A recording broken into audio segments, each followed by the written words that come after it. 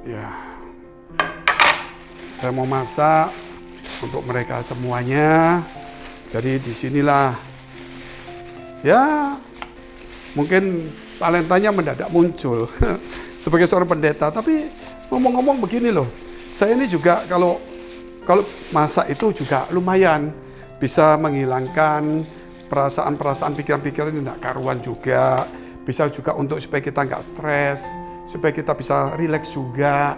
Nah, saya juga punya talenta masak ini walaupun nggak bagus, yaitu karena sudah biasa hidup di luar negeri, sudah keluarga kecil, saya masak sendiri. Ya memang saya kadang-kadang masak nggak harus cari barang apa, yang ada di kulkas, yang itu saya masak. Pengalaman saya di Belanda, di rumah adik saya lihat kulkas, wah banyak makanan. Wah sudah lama, saya bongkar di freezernya semua, baru saya lihat, ya saya masak jadi juga. Terus saya undang teman-teman untuk persekutuan. Itulah, dan memang mama saya juga seorang ya pintar masak, dia pernah buka restoran waktu saya kecil, kakak-kakak saya juga pintar masak semuanya. Saya tidak pernah belajar, tapi mungkin juga diberi mendadak saja dari Tuhan. Ini kita baru belanja.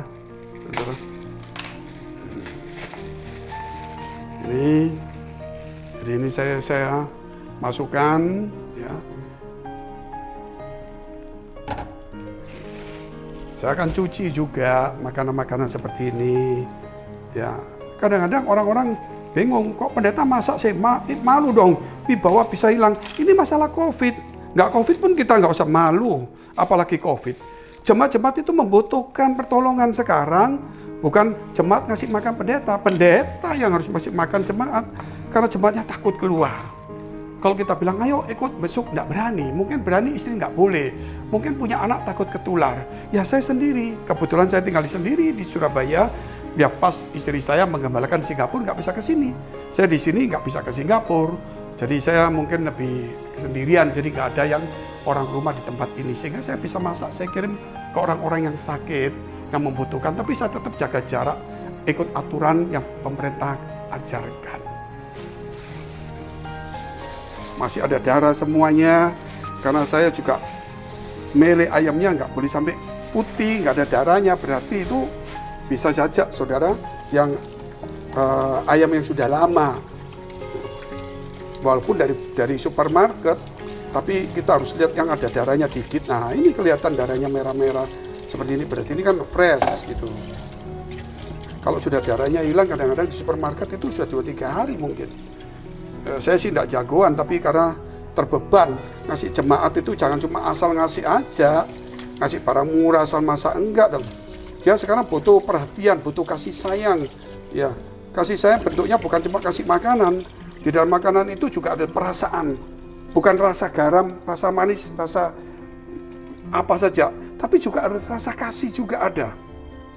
Nah setelah ini, saudara, untuk menghilangkan bau-baunya saya masukkan di air panas saja dulu, sebentar aja, supaya darah-darahnya yang masih ada, ya.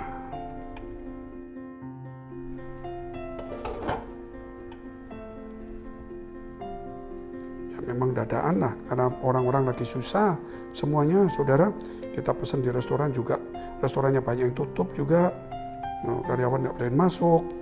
Kita belajar pesan di online jemaat-jemaat sendiri juga rasanya berat gitu ya. Ya terpaksa kita kerja sendirilah.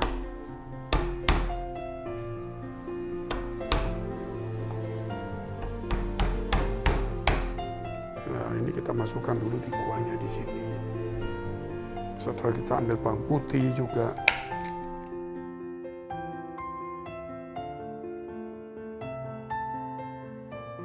Ya, setelah ayam saya rebus semua dengan air, jahe, garam, merica, sama bawang putih, maka saya sudah mulai berasnya saya masak dengan air, yaitu kuah dari ayam itu. Dan tentunya saya tambah jahe juga bawang putih dan kasih daun pandan secukupnya. Nah, nanti tunggu ini matang, nanti baru ayamnya nanti kita akan keluarkan dan nanti kita sajikan termasuk dengan sambalnya. Ya sambalnya pasti juga bikin jahe sama lombok-lombok campur semualah, saudara. Nah inilah yang saya teringat firman Tuhan, yaitu ketika Yohanes 21. Ya ketika Yesus menampakkan diri, ya menampakkan diri kepada murid-muridnya untuk yang dikatakan ketika dia sudah bangkit dari kematian, dia menampakkan diri di Danau Galilea. Yaitu dia bertanya kepada para murid-murid, adakah kamu dapat ikan? Gak dapat. Lah sekarang inilah situasi mereka mau belanja takut, gak berani keluar, badan sakit. Mau kemana juga gak bisa, gak mau kita lakukan. Maka Tuhan berkata apa? Tebarkan jalamu di samping, maka dia dapat ikan. Nah, Yesus buat mujizat seperti itu. Kita mungkin tidak lakukan seperti itu, tetapi kita juga bisa lakukan mujizat dengan cara bagaimana, saudara?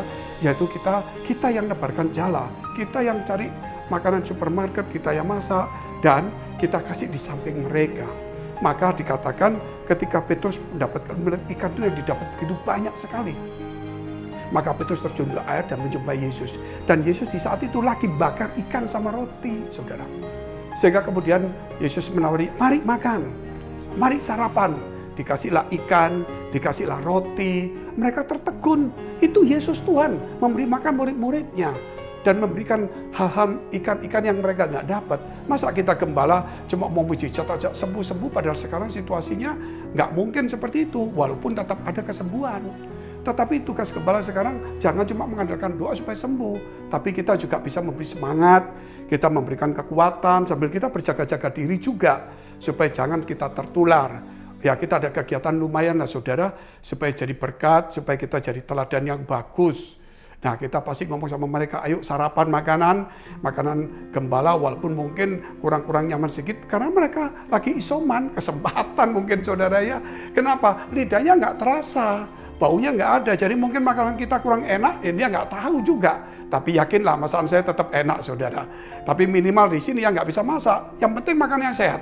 Jangan takut enak nggak enak, mereka nggak bisa rasa. Jangan pendeta tanya, masa saya nggak bisa masak Pak, nanti nggak enak. Ya kan kita bukan restoran. Disinilah kadang-kadang satu keunikan pelayanan yang sangat luar biasa. Kalau kita cuma di mimbar saja, rasanya saudara nggak cukup. Kita harus mendekati jemaat bukan untuk kita cari makan atau kita mau duduk-duduk ngomong, tetapi kita lebih utama adalah melayani. Firman Tuhan berkata bahwa kita harus melayani bukan dilayani. Nah, sekarang saya lagi siap-siap semuanya, saya mau ganti-ganti dulu, setelah itu saya mau packing dan saya kirim.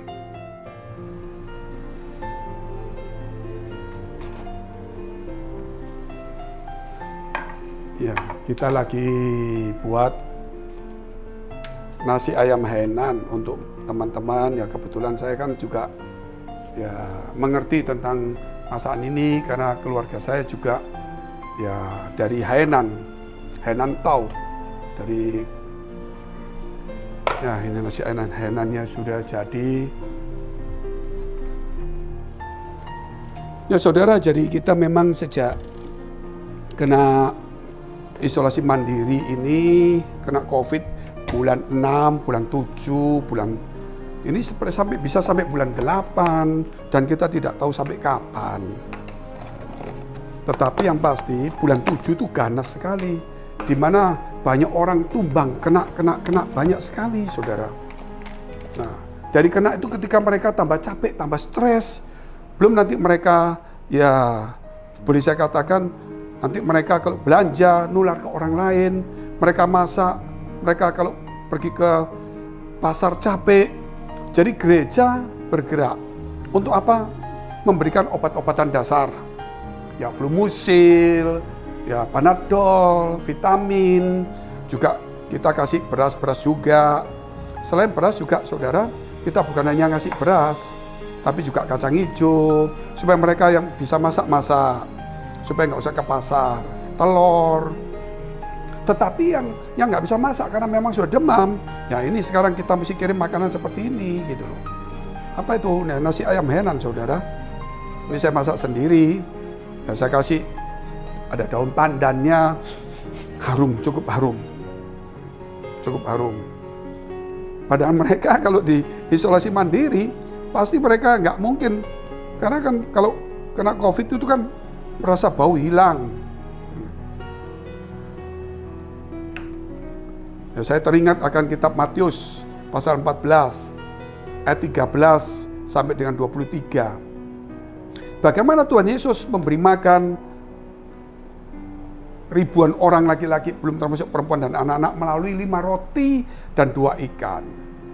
Nah, dari sinilah kalau kita melihat ketika saat itu mereka mengikut Yesus berkata kepada para muridnya gitu. Jadi mereka harus dikasih makan, kalau enggak mereka akan mati. Para murid-murid berkata, bagaimana kasih makan? Orang segini banyak, desa tutup semua. Apa yang ada padamu? Saat itu anak kecil memberikan 5 roti dan 2 ikan. Cuma ada 5 roti 2 ikan. Tetapi itu bukan satu halangan. Dan kemudian apa yang terjadi? Yesus memberkati, menyuruh mereka duduk semuanya. Nah, setelah mereka duduk, Tuhan memberkati dan dibagi-bagikan. Dan mereka makan kenyang semua kenyang.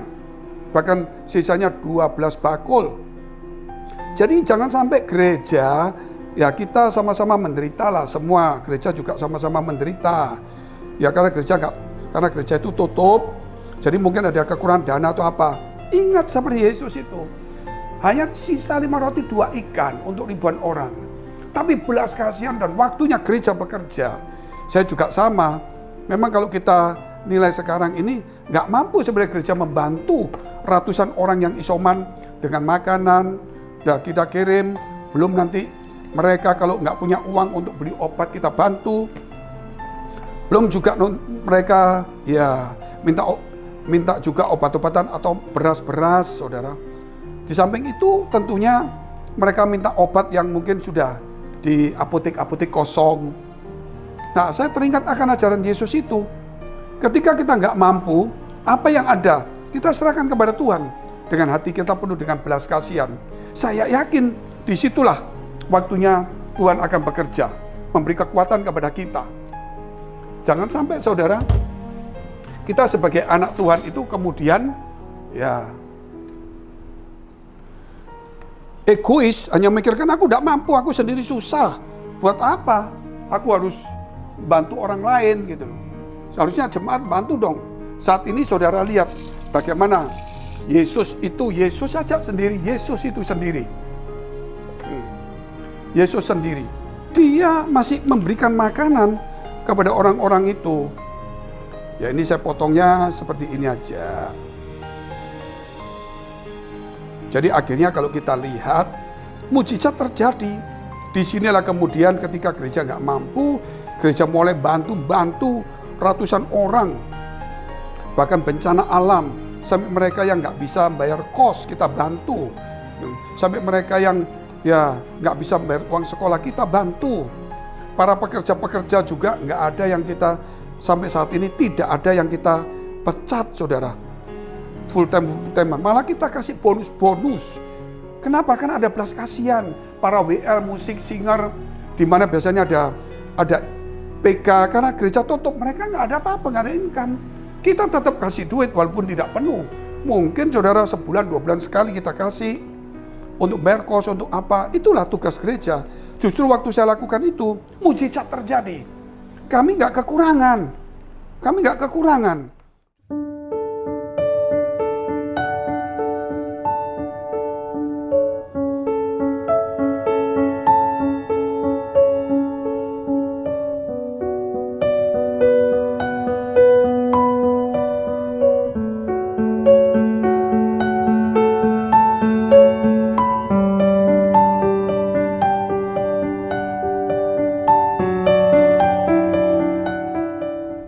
Pertama-tama saya mengucapkan terima kasih kepada pihak Gereja BES selama saya sakit. Perhatiannya begitu besar, terutama untuk doa, terus dari berupa fisik itu kiriman makanan, begitu juga obat-obatan.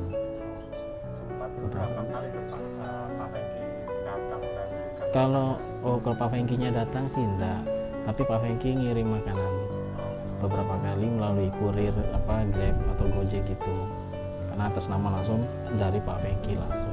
Jadi kan ya terima kasih juga buat Pak Fengki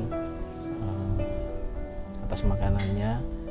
Waktu saya sakit itu memang tidak ada rasa ingin makan, tapi dari pihak gereja tuh ngirimi makanan terus memang tidak bisa masak juga, tidak bisa beli karena memang tidak bisa keluar rumah. Untuk sementara kan isoman, jadi terus dikirimi terus. Saya dikabari sama Pak Marvin untuk jangan kemana-mana, nanti ada makanan yang dikirim oleh Pak Fengki. gitu. Shalom, saya Christian Teja dari Jemaat Gereja BES Landmark Surabaya. Kemarin sempat kena COVID di awal bulan Juli. Jadi kena COVID, ini saya kena COVID yang kedua. Jadi tahun ini sudah 2 kali kena COVID, tapi ya puji Tuhan, Tuhan tolong juga 2 kali juga dalam kondisi yang baik-baik juga. Yang kedua ini tidak ada gejala apapun. Jadi benar-benar kondisi sehat. Cuman waktu saya periksa, karena saya habis ada interaksi dengan family yang kena COVID, ternyata waktu periksa hasilnya positif. Kemarin isoman juga lebih kurang, isomannya itu, ini yang satu mukjizat juga, isomannya tidak sampai 14 hari sudah sembuh. Jadi nggak sampai 14 hari sudah sembuh, obat-obatan yang diminum itu hanya minum vitamin karena nggak ada gejala. Jadi minum vitamin, makan teratur, makan yang banyak, jemur matahari juga. Dan juga yang paling penting hati yang gembira itu yang kuncinya untuk bisa semangat terus dan tetap berpikir positif. Dari Gereja BES kemarin saya juga cukup kaget ya. Saya kira Gereja BES memiliki program BBC dan saya ini juga saya kira karena saya pekerja ya lebih fokus kepada jemaat-jemaat yang dibantu untuk bisa fokus dibantu mengalami kesulitan, kesusahan, mendapatkan makanan juga. Tetapi saya pun tidak menyangka, saya juga sebagai pekerja juga di Gereja BES, saya ternyata dapat bantuan juga. Mendapatkan bantuan yaitu makan juga. Makanan itu bisa dimakan 2-3 kali juga, artinya setiap hari dapat makanan yang tercover juga, tanpa perlu masak juga, setiap hari dapat kiriman. Jadi sampai saya sembuh, bahkan setelah saya sembuh beberapa hari masih dapat kiriman juga, akhirnya sampai saya juga infokan kalau saya sudah benar-benar sembuh dan bisa beraktivitas kembali. Mungkin ada juga nggak mungkin kayak perhatian dari teman-teman Komsel untuk Malaysia Ada. atau mendoakan? Ada, perhatiannya banyak, perhatian dari teman-teman juga, terutama gembala senior, kirimkan video doa secara japri juga, selalu WhatsApp, tanya update kabarnya bagaimana, kondisi keluarga bagaimana. Jadi banyak perhatian-perhatian yang diberikan oleh Gereja BES dan teman-teman dari Gereja BES juga. Kemudian mungkin ada ucapan syukur atau kesaksian sih. Ya puji Tuhan, saya sebagai pekerja di Gereja BES ini juga saya nggak menyangka, maksudnya ternyata saya tidak mengharapkan saya mendapatkan perhatian lebih karena saya sudah sebagai pekerja dan melayani Tuhan. Tapi ternyata lewat setiap program yang ada itu tidak melihat siapa jemaat, berapa lama ada di Gereja BES dan dengan jabatan apa. Tapi setiap orang yang mengalami kesusahan pun mendapatkan bantuan juga. Dan ini saya lihat sebagai bukti bahwa bukan hanya sebatas kita mendengarkan firman dan kita mengerti, tapi di sini adalah bagian dari praktek tersebut. Jadi bisa mengerti apa itu tentang kebaikan Tuhan, kasih Tuhan, dan lain sebagainya. Jadi ini sangat memotivasi saya. Lewat setiap hal yang dilakukan, lewat setiap program dari Gembala Senior, saya juga termotivasi untuk bisa menjadi berkat buat sesama. Tetap semangat terus.